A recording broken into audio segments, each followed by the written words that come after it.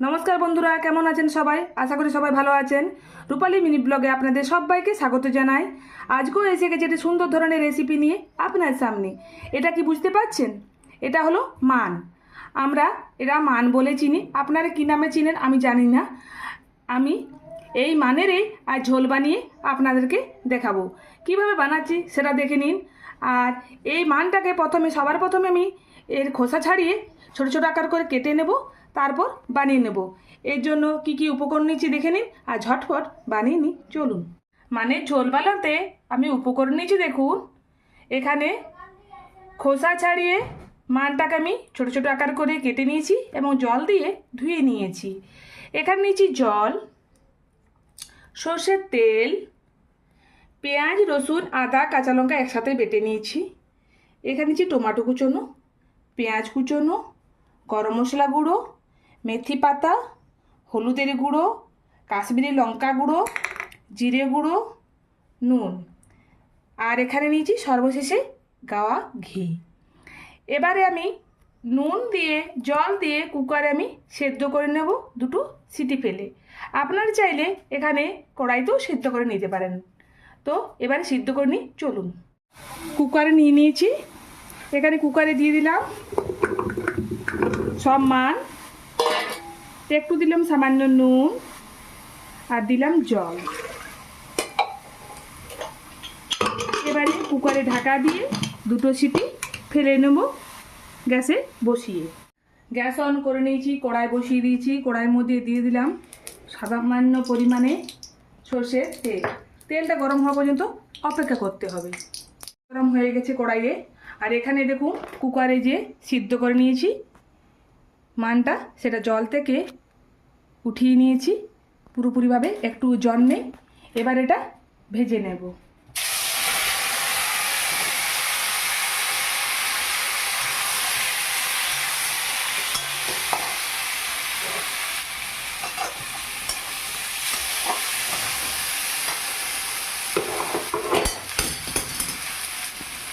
সামান্য পরিমাণে দেব নুন, সামান্য পরিমাণ দেব হলুদের গুঁড়ো। এবারে একটু হালকা আছে আমি কিছুক্ষণ ভেজে নেব। মানটা ভাজা ভাজা হয়ে গেছে, এবারে কড়াই থেকে উঠিয়ে নেব।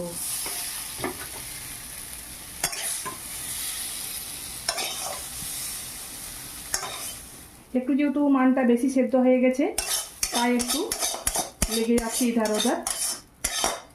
আপনারা চাইলে একটু কম সেদ্ধ করবেন। আর মান যদি ভালো হয় তো সেদ্ধ এমনিতেই বেশি হয়ে যায়। এবারে আবার দিয়ে দিলাম সরষের তেল, পেঁয়াজ কুচোনো। পেঁয়াজটাকে লাল লাল করে কিছুক্ষণ ভেজে নিই। পেঁয়াজ ভাজা ভাজা দেখুন হয়ে গেছে। এবার দেব কেটে রাখা টমেটো, পেঁয়াজ, রসুন, আদা, কাঁচা লঙ্কা পেস্ট, একটু সামান্য নেড়ে চেড়ে নিলাম। এবারে দেব হলুদ গুঁড়ো, কাশ্মীরি লঙ্কা গুঁড়ো। আপনারা চাইলে দিতে পারেন, আবার না চাইলে দেবেন না। এখানে নিলাম জিরে গুঁড়ো, গরম মশলা গুঁড়ো। ভালোভাবে নেড়ে চেড়ে এটা মশলাটা আমি তৈরি করে নেব। চলুন তৈরিটা করে নিই। কিছুক্ষণ ধরে কষানোর পর এবারে দেব জল পরিমাণ মতো।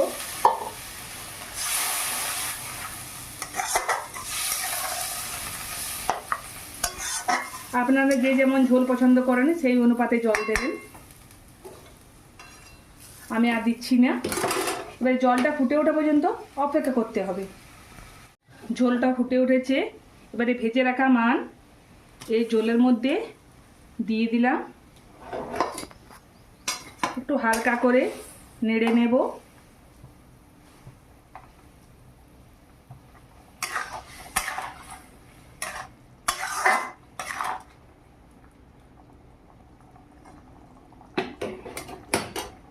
কিছুক্ষণ ধরে এইভাবে ফুটিয়ে নেব।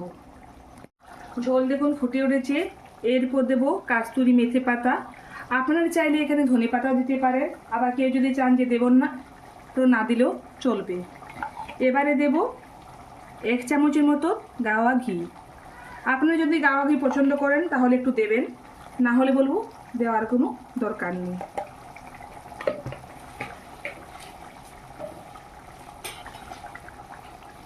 একটু নেড়ে চেড়ে নিলাম। কালারটা খুব সুন্দর হয়েছে এবং খেতেও খুব মজাদার হবে।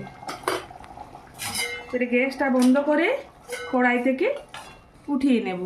গ্যাসটা বন্ধ করে দিলাম, এবার কড়াই থেকে উঠিয়ে নিচ্ছি। এইভাবেই বাকিটা উঠিয়ে নিই। চলুন, বানিয়ে নিলাম মানের ঝোল। খুব সুন্দর হয়েছে এবং খেতেও দুর্দান্ত হয়েছে। আপনারা যদি হাতের কাছে পান মান, তো এইভাবে একদিন ঝোল বানিয়ে খেয়ে দেখবেন, খেতে দুর্দান্ত লাগবে।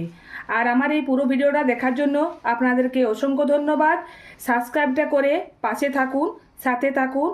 আর নতুন ধরনের ভিডিও নিয়ে আপনার সাথে পরে দেখা হচ্ছে। ততক্ষণের জন্য আসছি বন্ধুরা, নমস্কার।